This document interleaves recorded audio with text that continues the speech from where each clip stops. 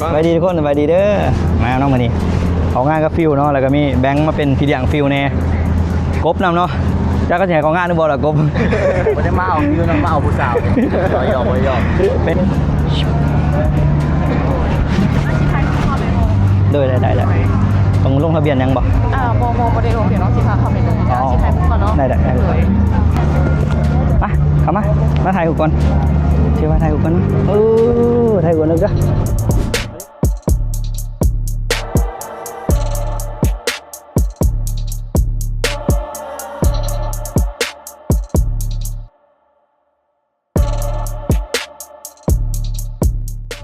สวัสดีครับพี่ครับสวัสดีครับสวัสดีครับทู่ๆหน่อยครับทู่ๆนะสบายดีแท็กนะไปชูมันนี่กูมาออกงานก็พอกูชูมาน้ำกันแต่กูยางน้ำลังเนี่ยโอ้เนาะน่าชูเบิ่งแล้วยางไม่ชูกูเราว่าเป็นเจ้าของโซลูพุ่นน่ะ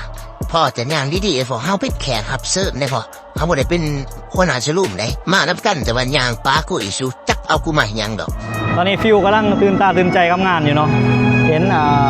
มื้อนี้เป็นพิธีเปิดโชว์รูมรถอยู่ปากเซ่เป็นสาขาของอยู่ทางเวียงจันทร์แล้วมาเปิดอยู่พี่แล้วก็มีน่าจะเป็นเจ้าของงานอยู่ทางนี้แหละเนาะแกนโอเพนนิ่งพิธีเปิดเล่าท่านี่อยู่ปากเซ่อันนี้จะคล้ายพวกรถหลายๆทั้งหน้าเลยเนาะจะเห็นเป็นบรรยากาศหลายๆรูปแบบมีรถไฟฟ้ามีรถอะไรบ้างแต่ก็จะเปิดตัวรุ่นนั้นน่าจะแมนตัวทีเก่านะน่าจะแมนชูน่าจะสงสัยเป็นว่าโซลูมที่กูมาเมื่อนี้มันโซลูมอีหยังมันเป็นโซลูม SV Automobile นะเป็นโซลูมที่หาเดชูเห็นกูรอสุดในงานแล้วเอากลับมาเล่าเรื่องโซลูมซะเป็นโชว์รูมที่ขายรถครบวงจรเนาะบอกว่าจะเป็นรถไฟฟ้าหรือไฟฟ้ากึ่งน้ำมันเนาะเป็นโชว์รูมที่ใหญ่ที่สุดในฝากไต่ตอนนี้แล้วเนาะ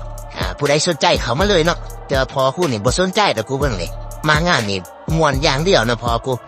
ป้ากูตักเอากูมานำเป็นยังหรอกอย่างนั้นก็มาถ่ายแน่เนี่ยโอ้เนาะกูระยะคนในงานตีแล้วเนาะเรามาโพดพอกูโอ้รอแล้วว่ะโอ้ผู้สาวก็แห้งงามสูปาดเนาะงามก็ลดอีกผู้สาวว่าสักเนาะในงานกะสิมีโอ้ผู้สาวอีกในงานกะสิมีโอ้เบียอีกในงานกะสิโอ้เบียอีกแล้วในงานกะสิมีแขกรับเชิญหลายเนาะคนดอกคนดังอินฟูลี่หลอกลี่เลี้ยวอันจะปล่อยคอยซาลุงคอยยากกะกูเลยเนาะปล่อยกูนั่งลงแม่เนาะในงานเป็นกะสิโชว์เนาะมีโชว์อลังการแห้งเนาะโชว์เดือดก็พออีกกว่าพอกูไปโชว์คอนเสิร์ตเดือดแหละนี่แห้งเดือดเนาะโหนนะแสงสี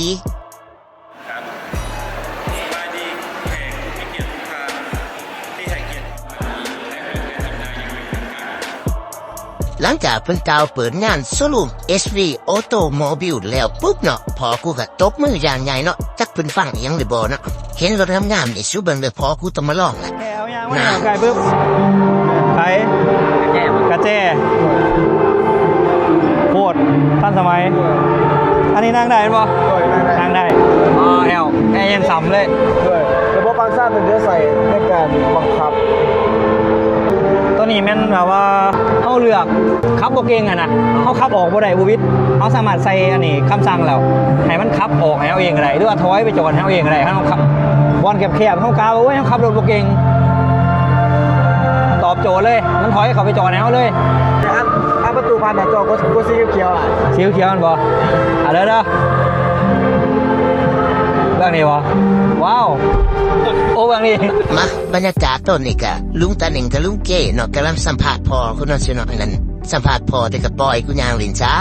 แล้วก็มีแม่น้องเด้อเฮ้ยเนาะขยันนวดผัวจะแม่น้องแล้วก็มีผู้สาวหลายเนาะบ่แปลกนะซูนะคนมันรอนะเดี๋ยวผู้สาวในโชว์รูมก็มาโฮมกันอย่างนี้เนาะสุดท้ายนี่ก็อย่าลืมนะทุกคนเนาะโชว์รูม SV Automobile ลาวธานีเนาะสาขาปากเซ่แต่ตอนนี้กูพาพอกูมาก่อนพอกูเมาแล้ว